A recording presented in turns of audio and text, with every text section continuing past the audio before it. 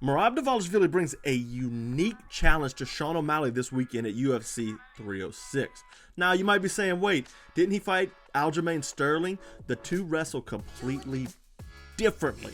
And today we're going to be looking at just that with two examples of Merab Dvalishvili utilizing foot sweeps against Olympic gold medalist and two-weight UFC champion Henry Cejudo, just to let you know what the stakes are. So let's go ahead and dive right into this one right here, the first one. Okay, so first of all, we see on the left side of the screen, Henry Cejudo is overextended on a left because Merab made a miss. Okay, Merab ducked in to his left to get to the single leg. Now you got to remember, when Cejudo throws that right cross, Merab Dvalishvili knows that Henry Cejudo is planted on that lead leg, and it's prime for the picking. And pick he does. If you look at the second frame right here, Merab Dvalishvili has the leg picked up. He's straddling it. You can see Cejudo's foot in between his two legs there, and he will attempt to pull down Henry Cejudo. Now, keep in mind that's the same kind of a pull down, similar to what Islam Makhachev used against Dustin Poirier for that final submission in round 4. Grabs that leg, he whips around. You see it a lot in Sanda, and you see him trying to do it here. Cejudo's like, no, we're not having that. So Cejudo, who keeps his balance really well, forces Merab to come up. So you see Merab's getting ready to come up here. He's still got the leg. I believe it is still straddled. I really can't tell from this position. But Merab has the leg pulled up, and he's ready to continue his takedown. But instead of pushing him to the fence or lifting his leg super high, because we know Henry Cejudo is athletic, which means he can balance well, and he can sprawl out very fast, what Merab Dvalishvili is going to do is release his single leg. As you can see, Henry Cejudo is trying to fight the hands. Merab's like, okay, so he just corrals that left leg of Henry Cejudo under his arm. He will bring his right hand up top to push on Cejudo's head, and he sneaks that right leg behind the back leg of Henry Cejudo. And what that does is gives him a nice good fulcrum to push him around and over the trip point, which allows him to get the takedown. So see, really nice sweep right here. He kicks the leg out, and Cejudo is taken down. Now, why does this work? Okay, so what I think is going on here, because Cejudo, you think, like, Henry Cejudo's this Olympic gold medalist wrestler. Doesn't he see this coming? Now, obviously, there's the mixed martial arts aspect, you know, the punches that are involved, and the whole 9 yards. You know, oh, you can get punched at any time.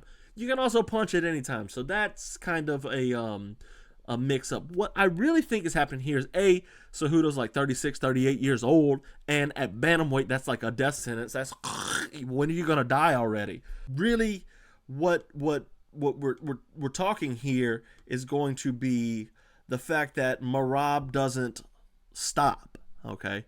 Merab doesn't stop. He keeps going, and it's takedown after takedown after takedown. Hey, I'm pulling you down. Okay, now I'm pulling your legs up. Look, now we're going, and I'm pushing you over the sweep. It's after that. Bang, bang, bang, bang. It's quick. It's fast. And we talked about this with Aljamain Sterling and Sean O'Malley. So what was different there was Aljamain Sterling, and keep in mind, they're teammates, right? You think they'd be the same, but they're not.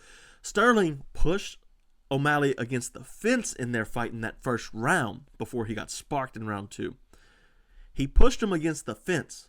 Okay, so that gives O'Malley one less way to fall. He can't fall backwards. He's to the fence. It gives him options. Sterling also grinds you out. He'll grind you out. He'll stay there. He'll work his way to a double. And if that doesn't work, he'll work his way to a single. And if that doesn't work, then he will go up on the body lock, go to a leg, something. Merab's like, hey, you don't have time to think. See, O'Malley had time to think. He had time to get the overhook here, and he had time to really negate the takedown of Aljamain Sterling. But what Merab Dvalishvili does, he says, we're not having any of that. So let's take a look at section number 2. And he's going to be dealing with the overhook here, so keep that in mind as well. So here we see already Merab Dvalishvili is in on a single leg takedown. Cejudo already has his hands put forward here, pushed through. so he could start to fend off and break those hands that are locked from Merab Dvalishvili. And Merab's like, okay, no problem, right? He's no sweating. He's not really sweating it. He tries to pull down again. Okay, can we pull him to the mat and pull that leg around and set Henry Cejudo on his butt? Now notice where his foot is here. He's straddling Henry Cejudo's. Cejudo will start to punch in that overhook, and Merav says, okay, no sweat, no problem. What he'll do is he'll step around deep to the outside of that right foot of Henry Cejudo. Why does he do this? He's already got the foot. He doesn't need to get the outside advantage. Well, that's for the foot sweep. That's exactly what we're talking about, right? Is the foot sweep of Merab Dvalishvili.